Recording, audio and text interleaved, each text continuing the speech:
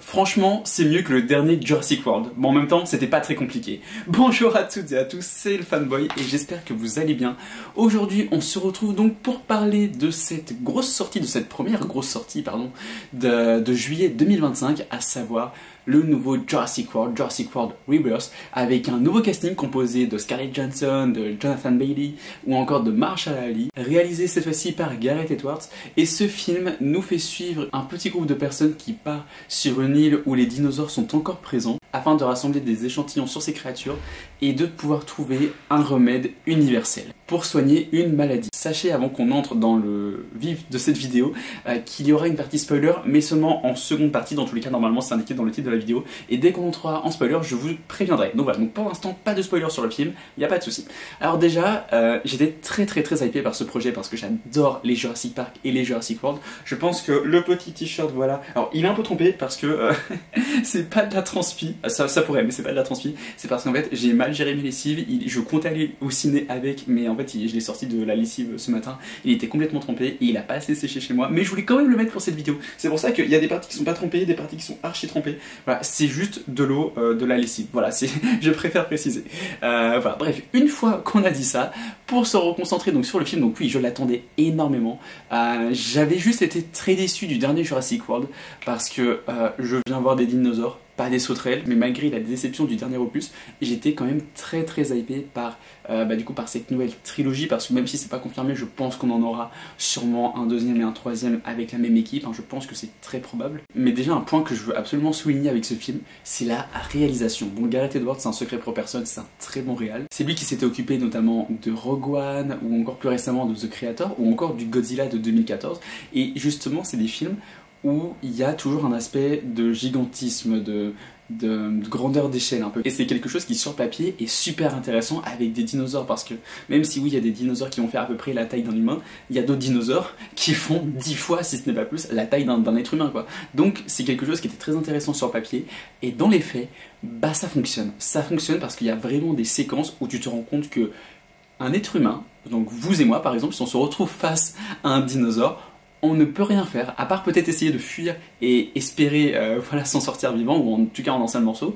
On ne peut rien faire, vraiment, il y a des moments où juste les dinosaures, vraiment, la mainmise, on va dire, sans trop spoiler, on va dire, sur les humains, et voilà, il faut juste espérer survivre. Donc c'était vraiment quelque chose qui était très bien fait, et c'est vrai qu'il y avait pas mal de séquences de tension qui étaient vraiment réussies, où vraiment on s'inquiétait pour les personnages, on se disait voilà, il y a lequel qui va mourir, lequel va survivre, enfin voilà, c'était très bien fait de ce point de vue là. Et même je trouve que les séquences d'action, alors peut-être petit bémol, bon c'est pas forcément un bémol, mais j'attendais peut-être un peu plus d'action. Et je sais pas, enfin voilà, je pense par exemple au premier Jurassic World, vraiment qui dès que ça se lance, vraiment ça ne s'arrête jamais, c'est un truc de fou. Pareil éventuellement pour le premier Jurassic Park, ou même le Jurassic Park 3 aussi, qui avait pas vraiment de temps mort. Pour celui-ci, c'est pas qu'on a des temps morts, c'est plus que le film est loin de démarrer. Après moi je trouve que c'est pas gênant, parce que au moins il met en place les personnages, le pourquoi du comment, aussi leurs relations, parce que certains personnages se connaissaient déjà d'avant que le film commence, donc c'est très intéressant. Mais c'est vrai que ça met peut-être 30 à 40 minutes avant de vraiment se lancer, donc on est potentiellement sur un bon tiers du film avant que ça se lance vraiment, mais c'est pas très gênant. Et c'est vrai que oui, peut-être que j'aurais aimé un poil plus d'action, mais les séquences d'action qu'on a, je trouve elles sont vraiment marquantes. Il y a une bonne tension, il y a un très bon climax aussi, et même sans parler du climax, les autres scènes d'action sont très bien réalisées, c'est bien joué, c'est très bien filmé, on arrive vraiment à suivre parfaitement l'action, c'est très lisible. Et aussi, et ça c'est un truc qui, j'ai envie de dire, encore heureux, surtout que les Jurassic Park et Jurassic World ont toujours été très propres en termes de qualité visuel au niveau des effets spéciaux, mais c'est super beau. Visuellement, les dinosaures sont hyper bien faits, ça fait réel, ça fait palpable. Pareil aussi au niveau des décors. Il y a juste peut-être une scène où je sais pas si c'était pas justement des gros fonds verts, on va dire, qui étaient derrière et qui étaient en studio. Ce qui est possible, je pense que peut-être une grosse partie des films ont vraiment été tournés en studio, à moins qu'ils soient allés sur une île, c'est possible aussi. Mais voilà, peut-être que c'est aussi un mélange des deux, des séquences en extérieur, des séquences vraiment en studio. Mais il y a vraiment une séquence en milieu de film où j'ai vraiment eu l'impression de voir des fonds verts. Et pourtant, je suis vraiment pas le genre de personne qui va remarquer facilement les fonds verts, au contraire. Mais voilà, donc bon, après, c'est pas très grave, c'est un petit... voilà. Et ça se trouve, c'est même pas des fonds verts, c'est peut-être moi qui ai eu un doute, mais voilà, bon, il faudrait vérifier. Je trouve aussi que l'émotion marche vraiment, notamment donc, que ce soit avec les relations entre les personnages, ou même aussi on a le personnage par exemple de Jonathan Bailey, qui est un gros fan de dinosaures, mais qu'on n'a jamais vu. Il passe sa vie à les étudier, mais il en a jamais vu. Et il y a une séquence où justement, il va pouvoir en voir un et même le toucher, et c'est très beau. Et en plus c'est accompagné de la musique iconique de John Williams, donc c'est vraiment des frissons juste pour cette scène. J'ai aussi beaucoup aimé les personnages de Scarlett Johansson et de Mahershala Ali, et d'ailleurs, donc déjà qu'est-ce que Mahershala Ali joue bien, mais surtout Marvel, qu'est-ce que vous attendez pour faire le film Blade? Enfin vraiment, ça fait 6 ans que l'acteur il a signé son contrat, il est temps, là vraiment il est temps, surtout que l'acteur apparemment il est toujours partant, donc voilà. Bon après il y a des rumeurs comme quoi le film pourrait être prévu pour 2028. Oui, j'aimerais bien, mais honnêtement, je commence à plus trop y croire, quoi. Enfin, en fait, tant qu'on n'aura pas vraiment l'annonce officielle comme quoi le tournage a commencé, je n'y croirai plus à ce projet. Et c'est dommage, parce que vraiment, un film Blade avec un tel acteur, ça peut être banger. Et pour Scarlett Johansson, je suis très heureux de la retrouver donc à la tête d'affiche vraiment d'une nouvelle saga blockbuster, on va dire, parce que c'est vrai que depuis Endgame, enfin plutôt depuis Black Widow, je veux dire, elle a pas fait grand chose, enfin elle a fait quelques films bien sûr, mais je crois aussi elle a réalisé aussi son premier film, il me semble, qui est sorti cette année ou l'année prochaine, mais je crois qu'il a été présenté à Cannes, mais c'est vrai qu'on ne l'a pas vu non plus à la tête d'affiche de beaucoup de films, et donc là ça fait plaisir vraiment je trouve de la voir à nouveau dans des projets plus grand public, voilà. Même si c'est vrai que la voir dans d'autres projets peut-être un peu plus d'auteur, c'est aussi très bien, je trouve que c'est vraiment une actrice qui est formidable, c'est une de mes actrices préférées, donc voilà, j'étais vraiment très content, je trouvais qu'elle faisait vraiment le taf pour ce rôle là. Donc pour conclure cette partie sans spoiler, j'ai trouvé que le film était très rythmé malgré un début peut-être un petit peu longué, un casting très convaincant, une bonne utilisation à plusieurs reprises durant le film de la musique iconique de Jurassic Park, et voilà, et des effets spéciaux qui sont vraiment au top, c'est palpable, même aussi au niveau des décors, hein, vraiment c'est très bien fait, enfin ouais, je sais pas comment dire, mais on y croit vraiment, on se croit vraiment sur mer, sur l'île, on y croit vraiment. Enfin en tout cas moi j'y ai cru, c'est un film qui m'a vraiment transporté pendant plus de 2 heures, donc c'était très bien, et j'ai hâte de voir une suite, si suite il y a, mais j'espère, et voilà, en tout cas j'espère que le film va marcher, on verra ça. Réponse vraiment dans quelques heures, du coup dans quelques jours pour les premiers résultats au box-office mondial pour ce Jurassic World Rebirth. Et pour les autres, on passe en partie spoiler. We put ourselves in a place we don't belong. Survival is a long shot. J'ai adoré le personnage de Jonathan Bailey, notamment pour sa personnalité, pour sa philosophie aussi, parce que notamment dans la première partie du film, dès qu'il va se mettre à parler, c'est toujours pour dire des choses intéressantes, des choses qui vont un peu nous questionner. Je trouve qu'il a vraiment une belle personnalité, une belle mentalité, donc c'était super intéressant.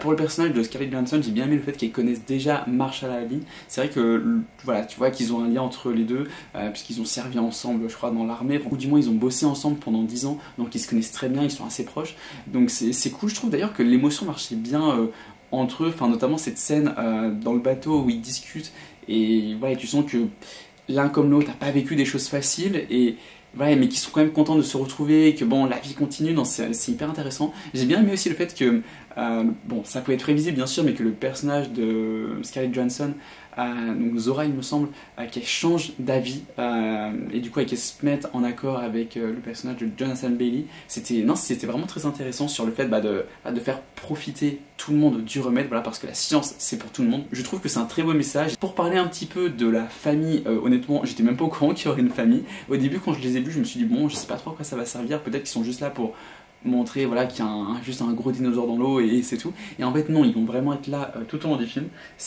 Donc c'était vraiment intéressant, même ça rajoutait un petit côté assez touchant, voilà, avec le coup du père quand même, ces deux filles, voilà, pour un voyage, voilà, pour se retrouver en famille, mais aussi avec le copain de la fille qui au début était un peu pénible, voilà, on va pas se mentir, vraiment c'était un gros flemmard, mais c'est vrai que je pense que ça a tout changé d'avis sur lui à partir du moment où il saute, où il n'hésite pas même une seule seconde pour sauter pour sauver sa copine, ce qui d'un côté était la bonne solution à faire. Mais d'ailleurs il y a un truc par contre qui m'a juste dérangé par rapport à ça, alors pas le fait qu'il sauve la fille, au contraire c'était héroïque, c'était stylé, c'était bien, il est tous remonté dans notre estime, mais c'est quand le père du coup il discute avec son beau-fils, on va dire, il aurait, enfin je sais pas, moi je pensais qu'il aurait pu lui dire ouais, merci d'avoir sauvé ma fille, enfin voilà, genre t'as ma reconnaissance éternelle, enfin peut-être pas à ce point là, mais au moins qu'il dise merci. Non, il lui dit ouais t'as sauté pour la retrouver, voilà, respect mec, enfin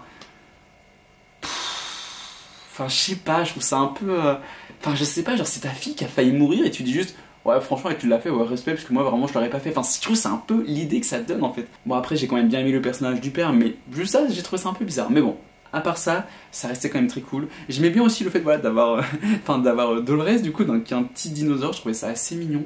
Voilà, et encore une fois les dinosaures étaient très très bien faits.